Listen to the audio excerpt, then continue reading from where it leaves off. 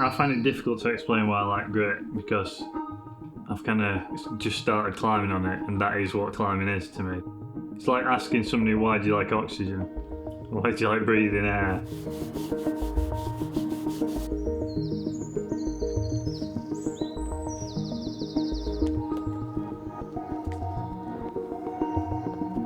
I just like the aesthetics of the shapes you get on grit.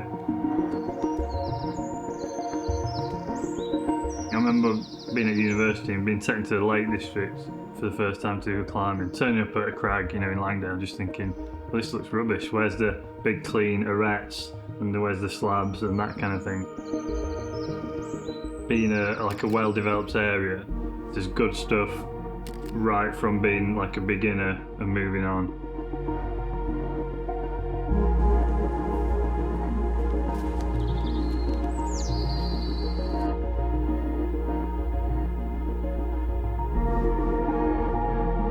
It's certainly a rock type that rewards building up that relationship with it, which I like as well, because you get that more in-depth sort of relationship with the rock and the crags, and that sense of place that I think lacks, in the urban environment. People don't really have much of their own space, whereas you can go out to Burbage, you could go out to Burbage every week of the year and climb, and then you feel like you're sort of finding that space that's your own, or that connection to somewhere. Maybe people don't have that in the built environment as much.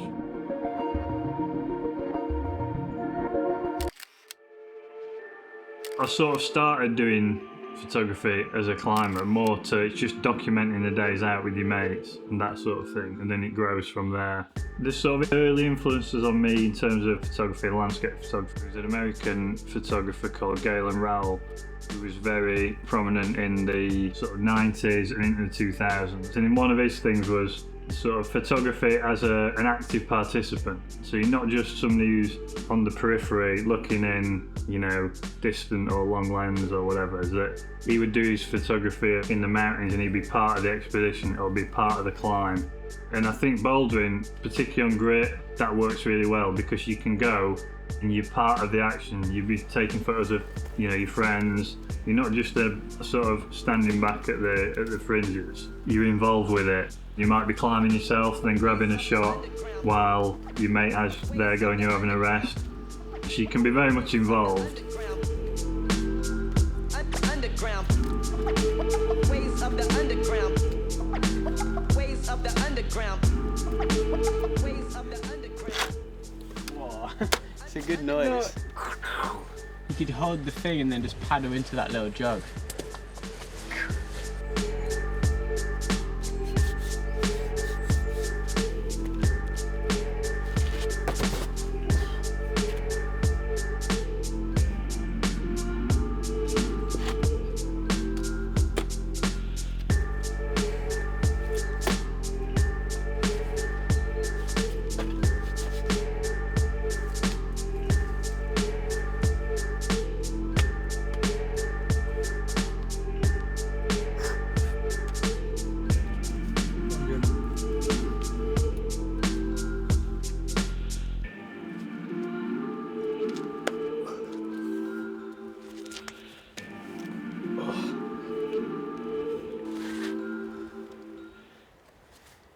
Nice new one.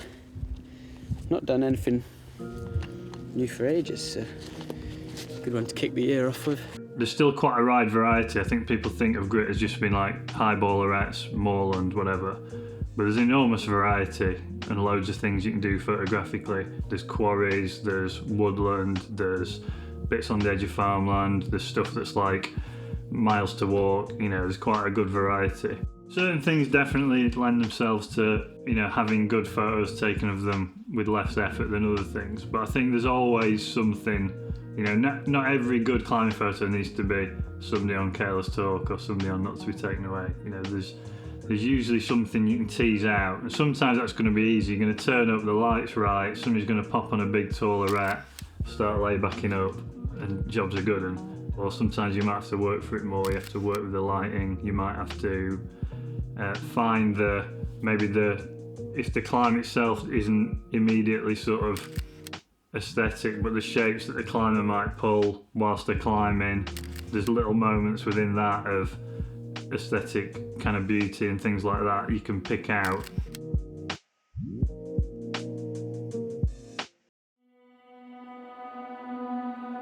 It is interesting getting into landscape photography as a climber, because naturally you gravitate to the crags, because that's where you know the areas. You think, where am I going to go at sunrise? Well, I know there's some rock here, I know I'm going to be able to find some interest or some foreground. If you're a climber, you've been out at sunset, you're climbing, you know what that light's like, so sort of you're thinking, right, actually could do doing that justice in a, you know, when I'm not trying to climb at the same time.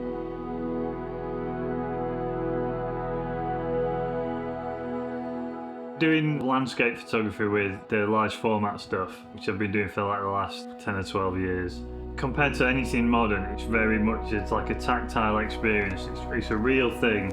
It's made out of wood, there's knobs and there's levers and stuff. You really have to engage in it. You can't be half doing something else, checking your phone, whatever. You're fully like immersed in it. So the experience of going out, looking for a shot, setting it up, you know, there's an investment in there. There's like a financial, a time investment, an emotional investment, and a kind of a big amount of effort in there.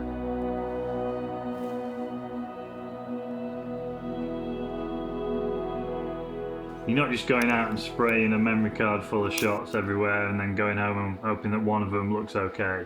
It's like you're making a real effort. You're thinking about like composition, you're thinking about the lighting. There's more at stake, basically, which makes it a more sort of authentic experience as a photographer.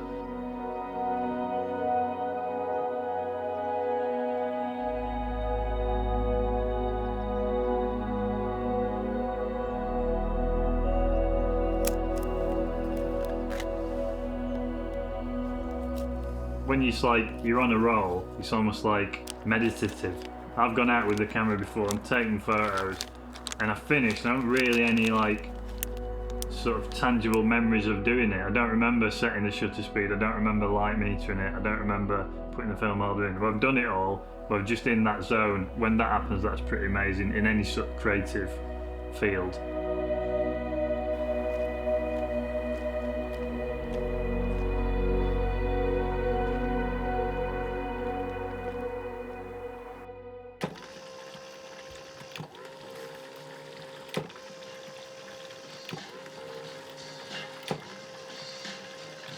So it's a little bit different with film than digital, where you pull the memory card out and stick it in the computer and that's that. The large format film especially, it's quite labour intensive.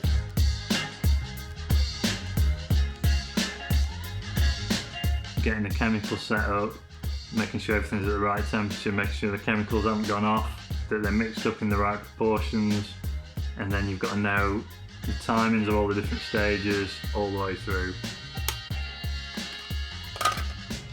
In your end, you've got a little thing comes out, and it's a real thing. It's not just a collection of ones and zeros on a hard drive.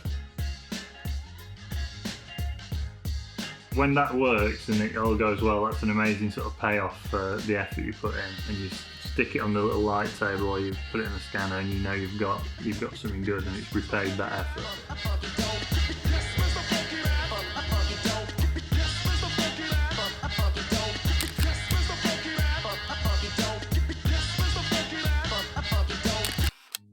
I suppose it's trying to just sort of inspire people, maybe to kind of get people to think differently about a few places, you know, go places they haven't been, realise it's not all Stanage and Armscliff out there.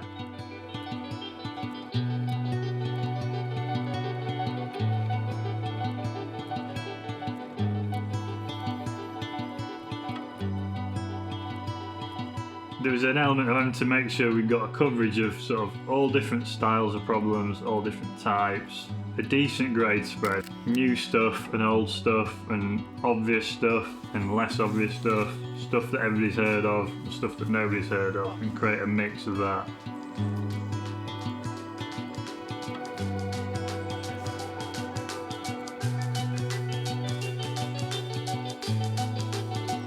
You could probably bring 10 books out of the same idea with completely different lists, and they'd all be sort of equally valid because there's that much good stuff.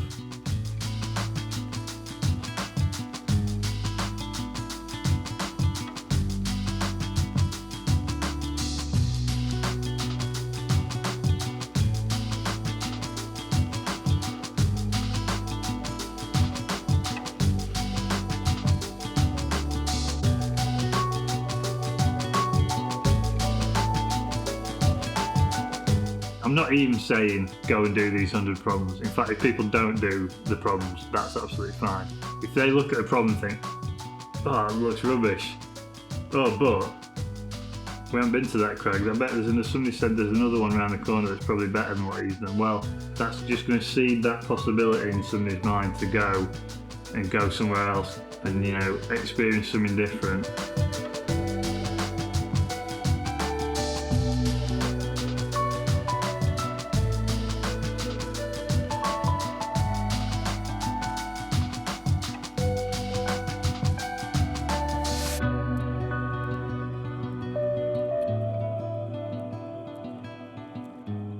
There's certainly problems in there that you would walk up to and you maybe wouldn't think looked that amazing, that maybe look better in the book than they are in real life. But part of that is just saying, well, look, there's a beauty to be had here. It might not be apparent, but it's in there somewhere. Trust me, sort of thing. I want people to go out and, you know, enjoy new places and sort of become aware of how great Gritstone is, and then make it easier for people to value Gritstone. So it's not just an outdoor climbing while we go out. If it's wet, whatever, we'll cover it in chalk, we'll trash the holes, and then we'll go home. It's like, try and value these places more and see the beauty in them, and then we can all help to look after them a bit better.